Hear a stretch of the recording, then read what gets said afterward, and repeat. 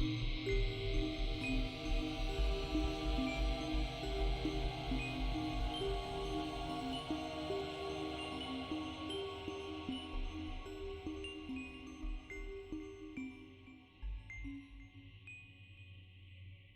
all you scaredy cats and kittens, and welcome to the Two Scaredy Cats podcast, where we talk about all things strange, unusual, and paranormal. We're your hostess with the mostest. I'm Stacy. And I'm Kara. So, Kara, what did you do this week? Anything? I went to Texas. Okay, and how was that? It was fine. It was hot. It was very hot and miserable on the first day. Like 105 or something crazy like that. Ooh, yeah, that is hot. So we were there, we went to like a museum or whatever, which was pretty cool. What did you guys see while you were there? Anything cool? There was they had like a paleontology place with like dinosaurs and stuff. Oh, cool. So you could see like actual bones they excavated. Oh, neat. And some other, they had like a sports thing where you could like race like a T-Rex and stuff. Oh, that's pretty cool. Like a little, I feel like Sam would totally be messing with that. Did you race any of them or not? No, I didn't, but Lucas and them were doing that. And then there was a thing where you had to like balance your food in your exercise. And the ones I picked were like pizza and like playing video games. Oh my god. It just happened to be the ones I picked up, and they were like, oh my god, of course you would. I was like, I really didn't mean to pick up those two in particular. Whoops. It's pretty funny. Well, that's good. I'm glad you had a nice time. Yeah. Did you watch She-Hulk? Yeah. What did you think of it? I liked it. Thought it was interesting. I thought it was interesting that they broke the third wall in the middle of it. The fourth wall? Fourth wall, sorry, yeah. I thought that was well, apparently Mario said that that's what she does in the comics. It's just like Deadpool. Really? She seems to be quick-witted and funny. I like her. We'll see where it goes. Yeah, I'm curious. I liked that they had her and Bruce hanging out, though, and, you know, him showing her the ways and all that. Yeah, I did think that was interesting. At first, I thought they were symbiote. Oh, not Venom?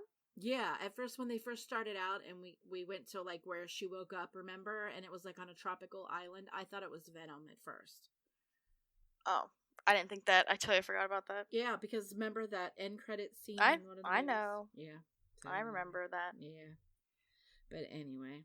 So if you haven't seen She-Hulk yet, you should totally check it out. Yeah, it's very good. At least the first episode. I'm curious where it'll go from there. Right. Yeah. Because I feel like it was just like a prologue almost, like this is how she got her powers and everything for the first episode. It didn't really get into like the actual plot of the season, I feel like. Right. I feel like it was just to give us some background on her because nobody really, I mean, I'd never heard of her until they talked about her at Comic-Con or whatever last year or whenever they were talking. When they announced her, yeah. Who was the girl she was fighting, though? Did Mario know who she was? Mario know who was, comics? I don't remember what he said her name was, but he said that they fight each other a lot in the comics. Oh, okay. All right. But I don't remember what her name was. He did say, but I can't remember. Okie-doke. Oh, did you see the Wednesday Addams TV show that's coming out? I haven't watched it. I don't know how I feel about it. It's not out yet. I know. Really? I think it looks really good. I'm excited for it. Some characters in it that I don't know. You know what I mean? What? Like, I feel like Gomez wasn't. Just from the pictures, I don't think Gomez was typecast. But did you watch the trailer? Yeah, I thought she was really cool. I like how they're making her very dark and edgy. I really like that a lot. You're talking about Wednesday, yeah. I don't know. I like it. Cool. Yeah, Wednesday. Yeah. I liked. Oh no, I thought the trailer was cool, and I like how it's like a murder mystery kind of thing. Yeah. I think that's kind of cool. Did you also see they're redoing the Monsters too? By the way. Really? Yeah. The Monsters. Yes, and they're coming. They're coming to Netflix. I'm so excited. I love the Monsters. I used to watch those when I was little. Yeah, I'm not surprised. I mean, they were old episodes, obviously, but they were from back when Grandma and Grandpa were little. But it was a funny show. I always liked Herman Munster. He was funny. He's a lovable big old oaf. Oh yeah, I also went to Buc-ee's, the gas station, when I was in Texas. So how was your first time in there? It was very weird. Like an attraction, like a tourist attraction. The way that they would advertise it, and like they had like so much like touristy stuff in there. Like, I mean, I thought it was really cool, and I liked it. And their food was pretty good too. I had like a sandwich, like a brisket sandwich or something, which is kind of cool. Huh. And then they had some like chips. I got pecan like bar. Saratoga. Yeah, like the Saratoga chips. And I got a pecan log. That's what they're called. Yeah? Got some nuts. Yeah, it was an interesting. I got a t-shirt, too.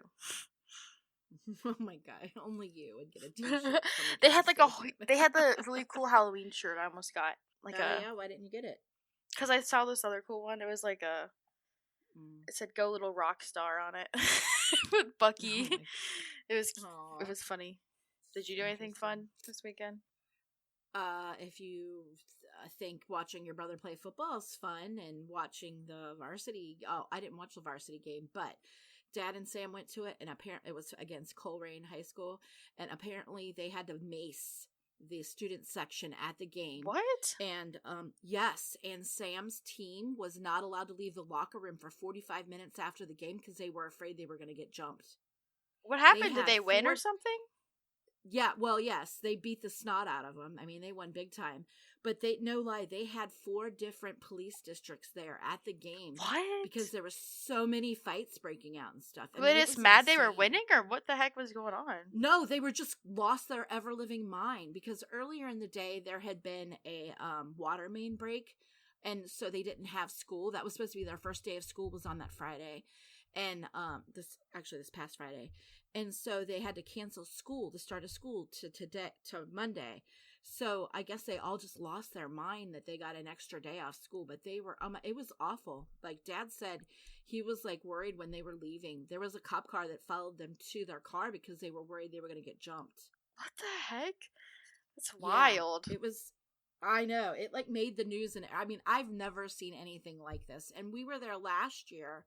We played when Sam played. He played at Coleraine, and we didn't have any of these problems. What the heck? It was nuts. Yeah.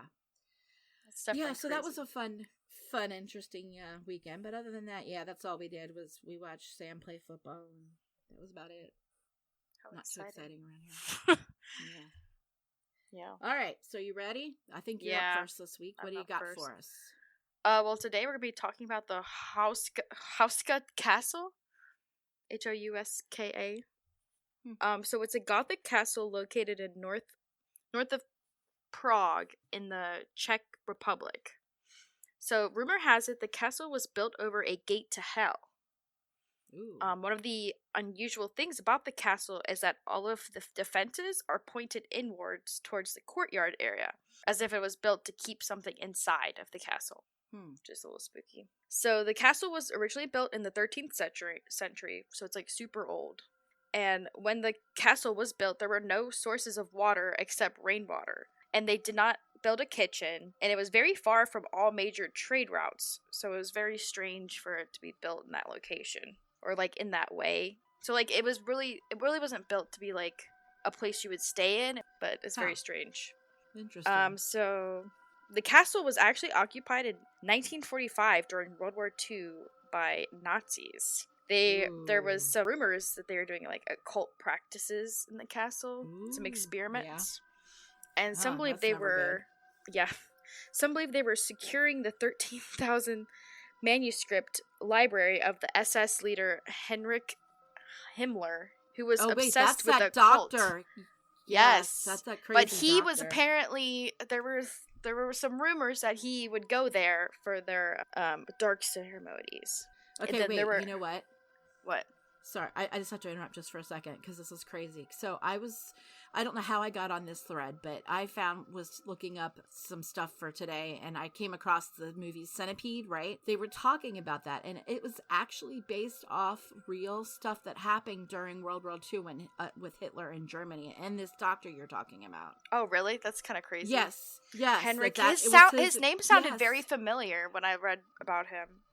Yeah, he was doing weird experiments on people, and he tried to do the human centipede. So, sorry, go ahead. You said, so locals started reporting that they were seeing strange lights and horrifying sounds coming from the castle during this time. Oh my god, yeah, I can wonder why.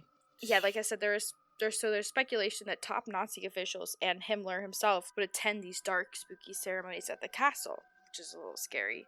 Yeah, really. He was also worried that his, like I told you how he was trying to hide his manuscript. He didn't want his manuscript of all of his studies and research to be lost during the war. So they think that might have been hidden there, but who knows? Who knows? The castle is actually open today for tours. So, like, it was at least... So, I think in 1990 is when it was retaken back over by the Czech Republic to, like, be reopened for, like, tours. So, the legend around the castle is that the chapel inside was built over a large hole, and they dubbed it the Gateway to Hell. The hole was so deep you could not see the bottom, and there were foul-smelling odors coming from the hole. Ew. It's probably from all the dead bodies they dumped down there from his failed experiments. The hole is actually so deep you cannot see the bottom of it, and That's scary. This is where it gets scary. There are reports that animal-human hybrids had crawled out of the pit, and there were some flying creatures that would fly around nearby also. Oh my gosh, that's scary. Yeah. So during the initial building of the castle, prisoners would be offered pardon for their crimes if they agreed to be lowered into the hole and report back what they saw. Oh my god. Yeah, okay. Sign me up. Sign me up. Do that. Lower me into the pit. That sounds terrifying. Oh my god. That is, what in the world? Who comes up with these ideas? That is nuts. The first guy lowered into the pit started screaming immediately, and when they pulled him back up, he looked to have aged 30 years, and his hair had turned white. Oh my gosh. That's crazy. Right? And then they didn't. Obviously, none of the prisoners agreed to do it because after they saw what happened to him, they were like, "Oh, we're not doing that. Right. That guy." Right. Yeah. Really. It's good grief. That guy was basically crazy as soon as he got out. Like, he was crazed. He was freaked out, hysterical. He probably lost his mind down there. Yeah, literally. And he was only there for like a few seconds. Like, they literally lowered him down a little bit and he freaked out. I mean, he wasn't even all the way down to the bottom, apparently. No. And he went like, he just got lowered a little bit and then... Wow. Makes you wonder what would happen if you make it all the way down. Good God. Yeah, this place is very spooky. So, there have been some mentions of scratching underneath the floor of the chapel, because the chapel is built directly over top of the hole. Oh, okay. It was. I think it was built as a way, because, like, it was a gate to hell. So, like, let's bring this little chapel so we can have church ceremonies in it to try and keep. They thought, like, the statues and stuff would keep the demons or evil whatever at bay. Yeah. Yeah. I guess that didn't work out so well, huh? So there are also reports of ghosts around the castle. There was a bullfrog/human creature. What? A headless horse. Oh my and there's like reports of an old woman ghost. Okay. And there's I want to talk about the frog creature personally. Right, the frog human, the bullfrog human. It sounds really weird. I was like, what the hell? It does sound really weird. They also said they have remains of one of the beasts that escaped the pit, which I'm like, okay, let me see that. Yeah, I want to see a picture of that. So some of the other history of it, this is like kind of they can't really prove this thing, but it's kind of like the folklore part. In 1639, a Swedish mercenary, Oranto, occupied the castle. Oranto would dabble in black magic, and he was trying to create an elixir for eternal life. So he was holding some black magic experiments. Hey, it sounds like the castle. Remember that one castle that I covered where he was doing black experiments and trying to similar stuff. Yeah. Well, interesting. I like how all these castles in other countries they all do the same freaking weird stuff. Yeah. Oranto actually got assassinated by 2 local hunters because all the locals were kind of freaked out by what he was doing in the castle. So I can imagine. Got murdered. So located inside of the chapel, there are some very strange fresco paintings, like a lot of bizarre. One of them depicts a human woman, and the lower part of her is a horse, basically a centaur. Okay. So a centaur, okay. Yeah, but the centaur is using its left hand to shoot an arrow, which is a big no-no in the church because using your left hand symbolizes Satan. What? Yeah, apparently that's a thing. I've never heard this. If you're left-handed, you've got the devil in you. Oh, I've never heard that ever. That sounds crazy. I'm just telling you what I saw, what I read. Okay. I mean, yeah. I mean, maybe back in the what time period was this? It was like built 19 something.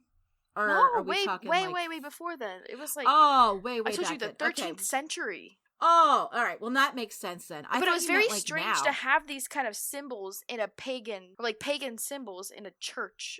Right. No, it was like a church, like a Christian chapel. It's weird. Right.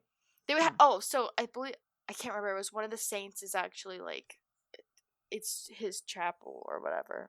I can't remember which one, though, but is one of the saints. Oh, really? There's, like, a statue of him in the... Or him or her. I can't remember if it's Mary. I don't remember. But there is some saint worship going on. Okay. Well, anyways, that's the castle. That place sounds spooky. The place sounds so creepy. Like, why did they build it like that? Or in such a weird place? Saying. It has some really strange stuff. So and do the whole we know Nazi who thing? Painted? Yeah, that is because it's really close to the border of like the German border. Oh, that explains a lot. So they could zip across the border and do their experiments and not get caught. Well, I mean, they took it over during World War II. Because remember, World War II like invaded places. Right. Yeah. I believe that's one of the places they invaded, and they took over the castle. Yes, but it's a weird castle that they would take over because of the location. Remember, it's not by any good trade routes, and it doesn't have good coverage either. Like maybe that's why they liked it, because it was way off the beaten path and they could get away with crazy shit. Do some crazy experiments. Yeah, exactly. Human experiments, weird stuff of nightmares. All right. Well, today I am going to be talking about the Little Red Man of Salem, North Carolina. So our story takes place about 200 years ago in a town called Moravian, and it was in Salem, North Carolina, not Salem, Massachusetts. Anyway, there was a gentleman by the name of Andreas Kremser who was born in Pennsylvania on March 7th, 1753. So as a teenager, he traveled to North Carolina and he apprenticed with a shoemaker. So while he was in North Carolina apprenticing as a shoemaker, he got to be pretty good at his skill. And 3 years later, he decided to move to Salem and live in what they call the Single Brothers house. Now, he was part of a group of Moravians, and they had this special, separate kind of like little town. They're kind of like Quakers, sort of, if that makes any sense. They separated the women from the men. So if you were a single unmarried person, then you would live in the Single Brothers house. And if you were a single unmarried woman, you would live in the Single Sisters house. So he lived in the Single Brothers house while he was there. And this house is part of the community. And all the single men there would eat there, they would sleep there, they would do some of their labors there. Like if he was a shoemaker, he would build shoes while he was there. And they also had meetings and they held religious ceremonies all in the same building. So it had a lot of different activities and stuff going on inside of this building. So Kremser worked in the building as a shoemaker, like I said, but he was a mischievous person and he often got himself in lots of trouble. He was a trickster, so he'd like to play jokes on people, and a lot of times he got himself into trouble. So in an effort to keep him busy, the elders, and to keep him out of trouble, the elders had him also start cleaning chimneys as one of his duties. Because of his small stature, they felt that he could get into the chimneys really easily and was able to clean them better than, say, like a normal-sized person. He went on and he was doing this, but while he was doing that, one night he slipped away and he stole a head of cabbage from a farmer that lived nearby their little village, and he got in a lot of trouble for that. So he ended up being on kitchen duty for a little bit of time, and he got in trouble in the kitchen being, doing a bad joke on somebody, and he just kept bouncing around to all these different jobs because they were trying to keep him busy. So finally, in 1786, they were digging a cellar for an addition onto the Single Brothers house. And they chose Kremser as one of the men to help fulfill this. So the men were told when they started on this project not to kneel down on their knees, because they warned them that if they were kneeling down on their knees and the tunnel that they were digging or the room that they were digging was to collapse in on them, that they could be killed or they could be buried alive. Well, Kremser, because he was the way he was, decided he wasn't going to abide by these rules and he was just going to stand up. Now, everybody else kneeled down like they were told to do. So on March 25th, as the men were digging the cellar, the ground began to crumble and shake, and everybody ran to safety except for Kremser and another man. Both men were pulled out alive, but Kremser was digging on his knees and was completely covered by the earth. So basically he got smothered and his lungs and everything were crushed. He ended up dying at 2 a.m. the following morning on March 26th. So sometime after his death, mysterious sightings and sounds started happening in the building where he died in, which was the brothers' building.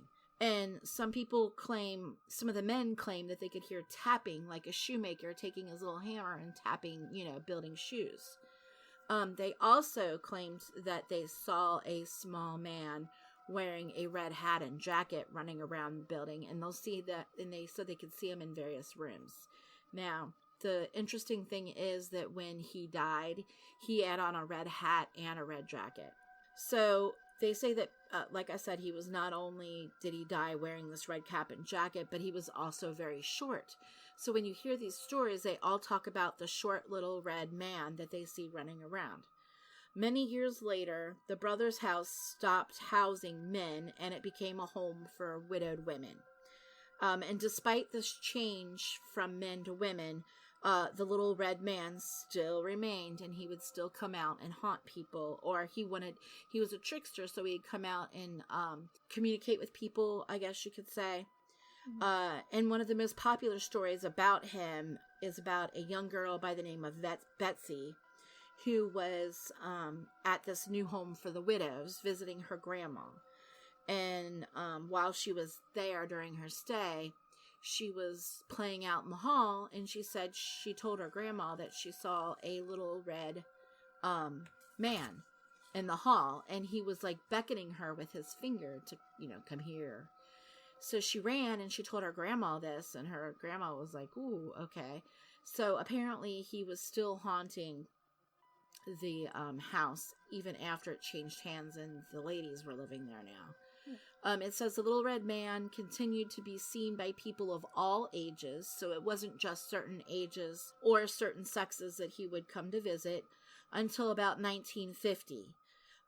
During 1950, the local legend says he disappeared. Now, the story is that around this time, there was a traveling minister that came to visit the little village there and stopped into the widow's house or whatever it was being called at the time. While he was there, he was convinced that he could help the spirit go to rest, or go to the light.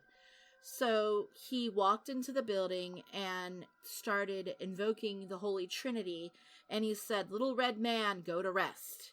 And they say that ever since the clergyman was in there and did this, that it stopped for a very long time. Now, people say that this building's still around. You can take tours of it. Some people say that you can still hear him banging on his little hammer, making his shoes. And some people claim that they can still see the little red man in the single brother's house. Yeah, the little red man. So, and that is all I have for today. I thought it was interesting, though, that when I was searching about the little red man, that Napoleon, who everybody might remember from history, was a French guy who tried to take over all these, gaining a lot of land for France and all that. But he also had a little red guy that would talk to him, grant him wishes and that. And that's how he was able, now this is all folklore. Yeah, no, this is all folklore, but this is what they said, that he was visited by a red man that would give him these ideas and would grant him these wishes and help him gain all this territory. Now, it's also said that this little red man hangs out in the French court and that he visited with King Henry II and his wife. He also visited with other French kings and queens over the years. And he would offer them, they would have like a good reign if they listened to him. But they say with Napoleon, he got a little bit greedy with what he wanted, and he was making all these deals, and in the end it ended up costing him, and he got thrown in jail and all that good stuff. But yeah, so our little red friend's not the only little red man out there. Apparently there's also another one hanging over in France. So I thought that was interesting that there was more than one little red man. But yeah, that's all I have for today. Yeah. So the moral of the story is don't hang out with little red men and don't visit creepy castles in the Czech Republic, right? Castles. With pits. Yeah. Apparently. Yeah. With a hole to hell. Well, if you enjoyed our podcast today, follow us on Instagram at 2scaredycatspodcast, and please be sure to leave a review on Apple Podcasts and Spotify. It really helps the show get discovered. And tune in 2 weeks for a new episode. And to all our scaredy cats and kittens out there, remember, curiosity can kill these two scaredy cats.